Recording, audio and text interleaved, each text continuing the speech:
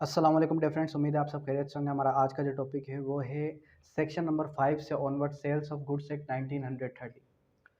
आज हम डिस्कस करेंगे formalities of the contract. Section number जो 5 है सेल्स ऑफ गुड्स एक्ट का, वो हमें बताता है contract of sale how made. Contract of sale how made, किस तरीके से कॉन्ट्रैक्ट ऑफ सेल किया जाता है। अब जो सेक्शन नंबर 5 है, अगर उसको पढ़ा जाए तो उसमें सिंपली ये कह रहा है कि कॉन्ट्रैक्ट ऑफ सेल जब भी होगा वो सबसे पहले किस तरीके से होगा। उसमें सबसे पहले होगी आपकी ऑफर, उसके बाद होगी आपकी acceptance.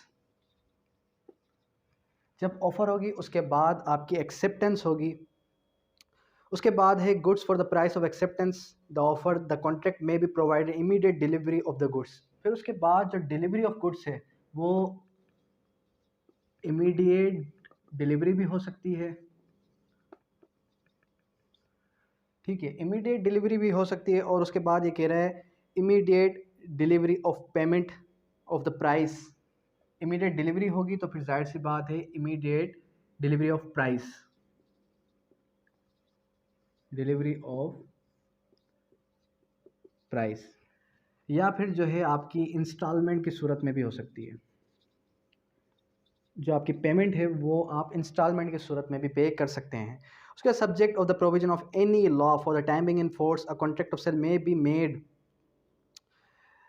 Made in writing by words. ठीक है, और पार्शली इन राइटिंग और partially by words may be implied और कंडक्ट बाय पार्टीज। यहाँ पर ये कह रहा है कि जो आपका कॉन्ट्रैक्ट ऑफ सेल है वो इम्प्लाइड भी हो सकता है और बाय वर्ड्स भी हो सकता है और एक्सप्रेस भी हो सकता है। एक्सप्रेस और इम्प्लाइड में क्या फ़र्क है? एक्सप्रेस मतलब कि मैं एक एक चीज़ वजाहत करके एक्सप्लेन करके आपको एक एक चीज़ समझाऊं कि ये चीज़ इस तरीके कार से होगी, उसको कहते हैं एक्सप्रेस बाय वर्ड्स। इम्प्लाइड क्या होता है? इम्प्लाइड ये होता है कि अगर मैं आप मुझे कुछ कहें और मैं उस चीज़ पर खामोशी इख्तियार कर लूँ तो उसको कहते हैं इम्प्लाइड। उसके बाद सेक्शन नंबर 6 की तरफ आते हैं। अब जो सेक्शन नंबर 6 है हमारे पास वो है extinction existing of future goods. Existing of future goods. अब ये फ्यूचर गुड्स का क्या कॉन्सेप्ट है, ये हमने प्रीवियस लेक्चर के अंदर क्लियर किया था कि जो डेफिनेशंस हैं वो सारे के सारे एप्लीकेबल हैं इस पूरे के पूरे एक्ट के ऊपर। अब जो सेक्शन नंबर 6 है वो हमें बताता है existing of future goods means के the goods which form of subject of the contract of sale may be either existing goods, ठीक है, owned or possessed by the seller, और फ्यूचर गुड्स। जो आपकी गुड्स हैं वो एग्जिस्टिंग एग्जिस्टिंग गुड्स भी हो सकते हैं,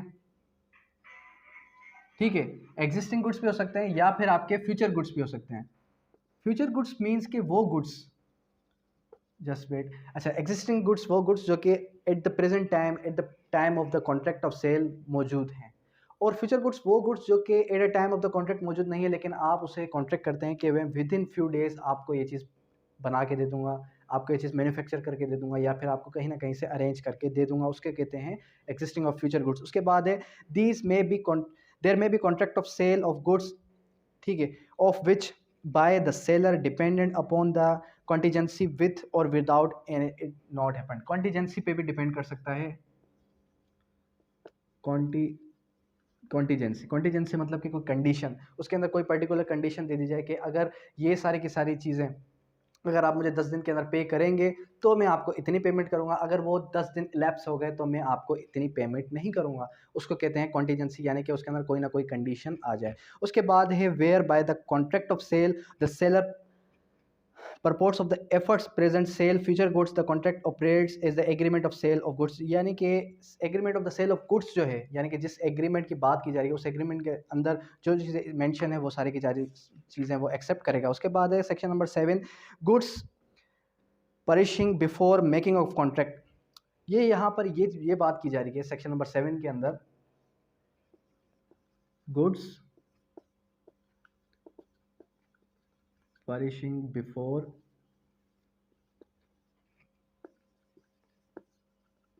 मेकिंग कॉन्ट्रैक्ट। देखिए सेक्शन नंबर 7 क्या बात कर रहा है, सेक्शन नंबर 7 सिंपली ये बात कर रहा है कि जो आपके गुड्स हैं अगर वो डिस्ट्रॉयड हो जाएं आपके कॉन्ट्रैक्ट करने से पहले, आपने कॉन्ट्रैक्ट करने जा रहे थे, आप कॉन्ट्रैक्ट करने वाले ही थे, आपके कॉन्ट्रैक्ट करने से पहले ही वो चीज़ डिस्ट्रॉय हो गई, where there is a contract of the sale of a specific goods, एक पर्टिकुलर स्पेसिफिक गुड्स पर आप जो है कॉन्ट्रैक्ट किया, contract is void if the goods without the knowledge of the seller have at the time when the contract was made. देखिए यहाँ पर ये कह रहा है कि आप कॉन्ट्रैक्ट कर चुके हैं और आपके सेलर की नॉलेज में ये चीज़ नहीं है कि वो चीज़ जो है वो डिस्ट्रॉय हो गई है, तो वो जो आपका कॉन्ट्रैक्ट है वो वाइड हो जाएगा। उसका रीज़न क्या है? उसका रीज़न ये है कि उसकी नॉलेज में, उसके नोटिस में ये बात नहीं है कि वो जो गुड्स, जिस गुड्स पर, स्पेसिफिक गुड्स पर वो जो है कॉन्ट्रैक्ट करने जा रहा है, वो कॉन्ट्रैक्ट जिस गुड्स पर कर रहा है वो कॉन्ट्रैक्ट ही डिस्ट्रॉय हो चुका है। ठीक है, नॉलेज में होती तो अलग बात थी, लेकिन उसकी नॉलेज में ये चीज़ नहीं है, तो फिर ये जो है एक वाइड कॉन्ट्रैक्ट है। अगर वो चाहे तो उसको फुलफिल कर सकता है, उसको दोबारा वो चीज़ प्रेजेंट करके दे सकता है, अगर वो चाहे तो ऐसा ना करे। उसके बाद सेक्शन नंबर 8 क्या बात करता है, goods perishing before sale but after agreement to cell.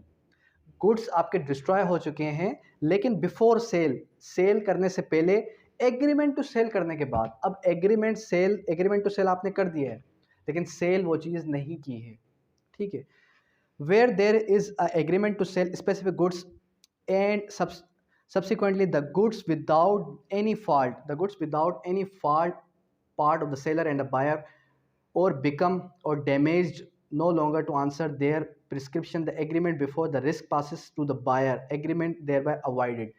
अब यहाँ पर ये कह रहा है कि वो जो डैमेज हैं, वो चीज़ें डैमेज हो चुकी हैं, तो वो जो है उस एग्रीमेंट में टर्म्स एंड कंडीशन भी जाहिर सी बातें होंगी। अगर उस एग्रीमेंट में टर्म्स एंड कंडीशन नहीं है तो ये डिपेंड करता है बायर के ऊपर कि वो जो एग्रीमेंट है उसको अवॉइड किया जाए। ठीक है, उसके बाद सेक्शन नंबर 9 क्या कह रहा है, price, ascertainment of price. Ascertainment of price के अंदर ये बात की जा रही है, the price in the contract of sale may be fixed by the contract or may be left fixed in manner agreed may be determined by the courts dealing between the parties। ascertaining of price, जब price की बात की जाती है तो जाहिर सी बात है एग्रीमेंट टू सेल के अंदर वो चीज़ स्पेसिफाई की जाती है कि ये चीज़ मैं कितने में आपको सेल कर रहा हूँ। तो बिटवीन द बोथ पार्टीज़, दोनों पार्टीज़ के दरमियान में वो चीज़ बिल्कुल ही वाज़ेह तौर पे क्लियर होनी चाहिए कि वो जो प्रॉपर्टी वो ख़रीद रहा है, वो जो प्रॉपर्टी जो आपकी गुड्स वो परचेज़ कर रहा है, वो गुड्स जो हैं वो कितने में परचेज़ कर रहा है और जो सेलर है वो सेल कितने में सेल कर रहा है।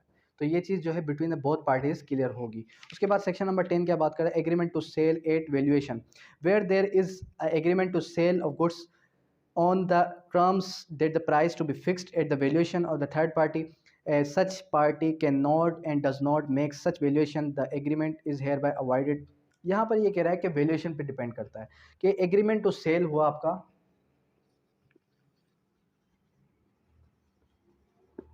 एग्रीमेंट टू सेल है एट वैल्यूएशन, डिपेंड करता है उसकी वैल्यू पर। डिपेंड किस तरीके से उसकी वैल्यू पर करेगा कि जब आप बोथ पार्टीज़ के दरमियान एक थर्ड पार्टी आ गई, वो थर्ड पार्टी उस चीज़ की वैल्यू देखेगी कि ये जो प्रॉपर्टी है, ये जो गुड्स हैं, इसकी वैल्यू कितनी बनती है, तो जो है उसकी वैल्यू के हिसाब से एग्रीमेंट टू सेल किया जाएगा। ये हमें बताया सेक्शन नंबर 10।